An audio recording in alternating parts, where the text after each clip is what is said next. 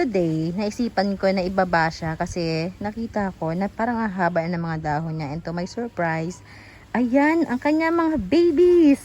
Ito yung ating strawberry shake from Thailand.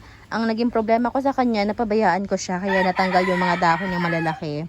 And so, nilipat ko siya ng area niya. And yun nga, ayan.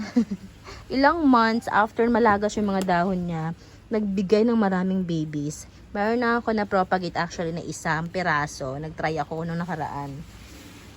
Ito siya. I-flex natin ito mamaya. Ano na to? Stable na to. And later sa ating vlog, sa ating filming, ito ang ating feature. Pero for now, gagawa natin ng reels para doon sa ayaw manood ng mahabang vlogs. Ayan. Pipili tayo mamaya ng ating propagate. Yung mga tingin ko is mabubuhay na. Yung may mga aerial roots na or may mga roots na talaga kasi merong nakahiwalay.